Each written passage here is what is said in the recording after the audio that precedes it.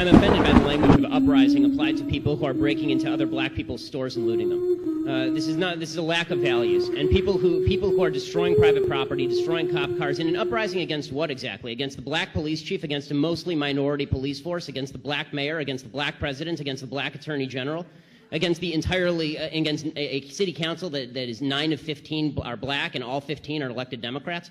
What is the uprising against? What is it seeking to achieve? I still don't see what exactly the riots are seeking to achieve. Bottom line is, this is all, it all could be boiled down to just act like a mensch. Act like a human being. Honestly, it's not useful to riot, it's not useful to break things, it's not useful to throw rocks at people. And the idea that we're supposed to sort of correlate your level of outrage. I'm going to stick to the 30 seconds on this. The last sentence. The last sentence. Yeah. The idea that we're supposed to correlate your level of outrage with a certain level of justification. In other words, the more outraged you are and the more angry you are, the more justified you must be, is absolute nonsense. How can you argue that racism is not a driving factor in income inequality? Because it has nothing to do with race and everything to do with culture. And when you have a culture that doesn't, you know what? Explain to me. You explain to me why black kids aren't graduating high school. Explain that one to me. Explain to me why black kids are shooting each other in rates significantly higher than whites are shooting each other. Explain to me why 13% of the population is responsible for 50% of the murder. Explain to me why the number of black kids in prison, not for innocent reasons, not for walking down the street and getting pulled into a prison, is so high. Explain, if it has nothing to do with culture, explain to me why the single motherhood rate in the black community jumped from 20% to 70% in the same course of time that the civil rights movement has made such tremendous strides. Is America more racist now than it was in 1960? And if it is, please explain to me how that happened.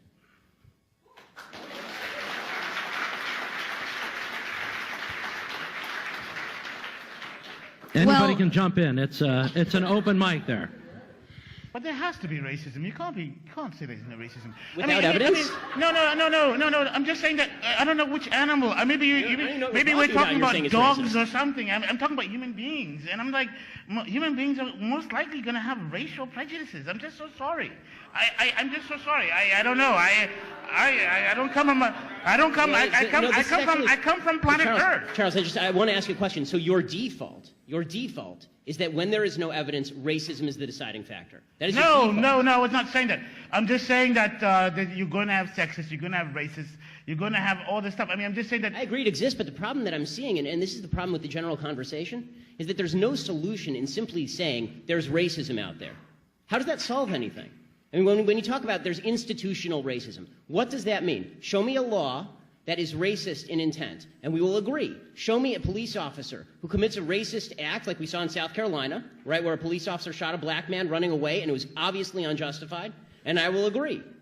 But you need, the idea that you can craft a narrative based on no racism because it just must be somewhere out there in the ether, that doesn't solve problems for anybody and creates more problems for people because now they grow up in a milieu and an environment where they are told that every obstacle they face is from some shadowy, nameless, faceless group who's out to get them simply because of the color of their skin. They'll never succeed in that environment.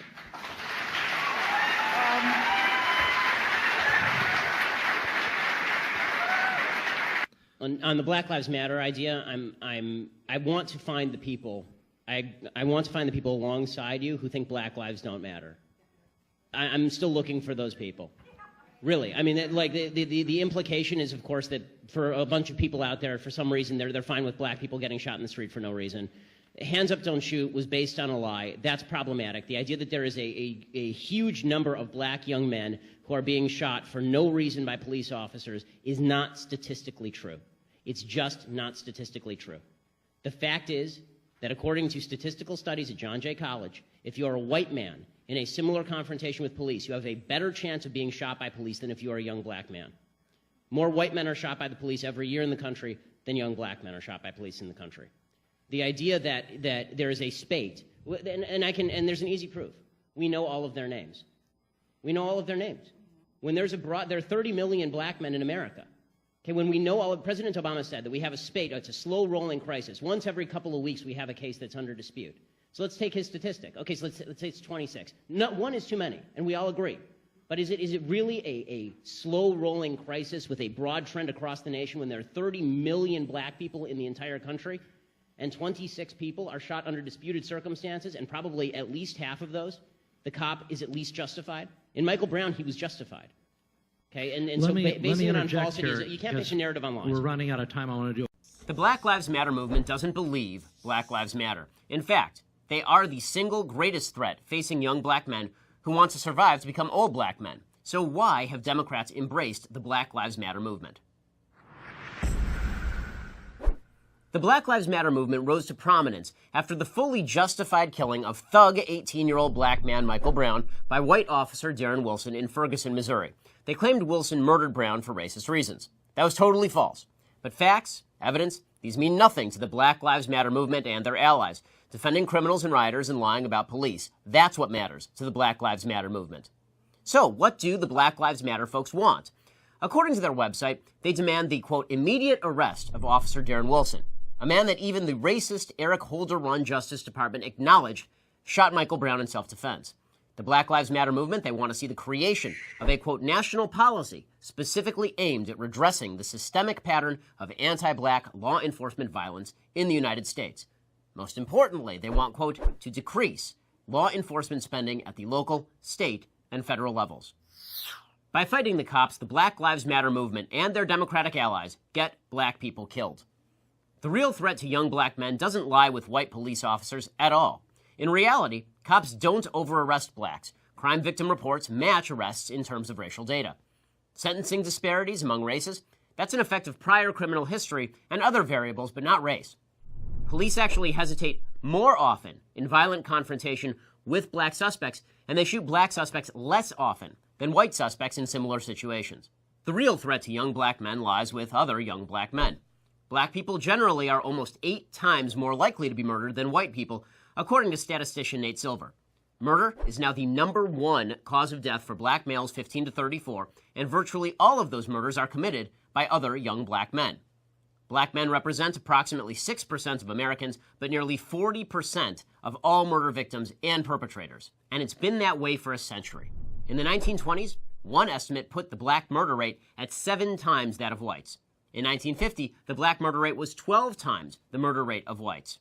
Why the disparity? Because for generations, white racist Democrats did not want to police black communities. Democrats threw black men in jail for petty crimes against whites, but they did nothing when black men murdered other black men.